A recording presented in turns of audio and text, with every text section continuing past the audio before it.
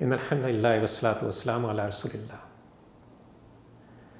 ناظرین کرام، ویسے تو مجھ پر اور آپ پر ہر وقت توبہ و استغفار کرتے رہنا واجب ہے، لیکن رمضان المبارک کی آمد سے پہلے اللہ عز و جل سے اپنے قصوروں کی معافی طلب کرنا لازم ہے۔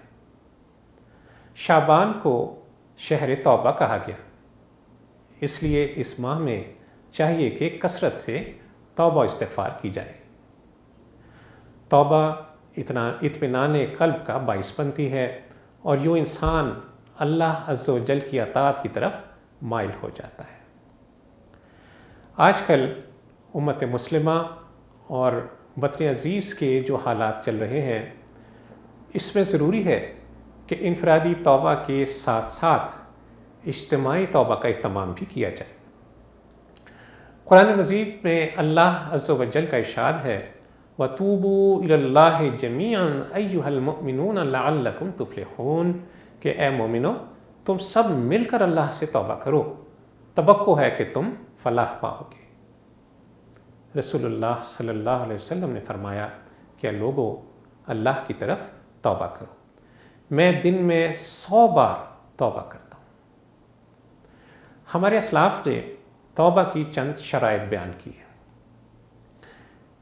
ایک بات تو یہ کہ گناہوں پر شرمندگی کا اظہار کیا جائے، پھر جو فرائض چھوٹ گئے ہیں ان کی ادائیگی کی فکر کی جائے، اگر کسی کا حق تلف کیا ہے تو اس کو حق ادا کیا جائے، کسی پر ظلم کیا گیا ہے تو مظلوم سے معافی مانگی جائے، اور پھر توبہ کی یہ بھی لازمی شرط ہے کہ دل میں ایک مصمم پختہ ارادہ کرے کہ آئندہ میں اس گناہ کا مرتکب نہیں ہوں گا۔ اور اسلاف یہ بھی کہتے ہیں کہ جس طرح گناہ میں لذت لی تھی، اسی طرح عبادت میں اپنے بدن کو تھکائے، اپنے بدن کو گھلائے۔ ناظرین کرام، توبہ استغفار میں برکت ہی برکت ہے، ہر پریشانی سے نجات ہے، اور اللہ عز و جل نے کھلے رزق کا وعدہ فرمایا ہے۔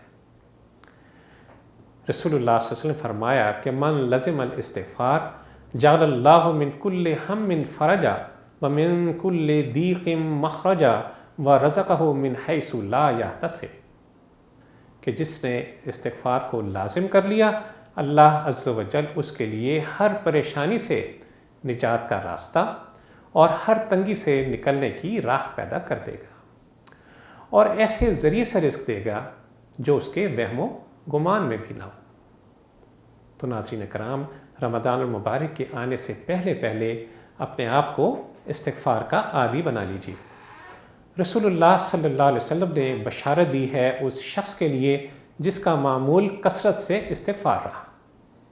آپ صلی اللہ علیہ وسلم فرمایا کہ طوبیٰ لمن وجدنی صحیفتہ استغفارا کثیرا کہ مبارکباد ہے اس شخص کے لیے جو اپنے نامہ اعمال میں کثرت سے استغفار لکھا پائے۔ اللہ تعالی ہمارا نامہ اعمال بھی ایسا بنا دے کہ ہمارے نامہ اعمال میں بھی کثرت سے استغفار لکھا ہوا پایا جائے۔ اللہ عز و جل ہمارا شمار ان خوش نصیبوں میں فرمائے۔ وصلی اللہ تعالی علی خیر خلقہ محمد وعلی آلہ وصحبہ وسلم۔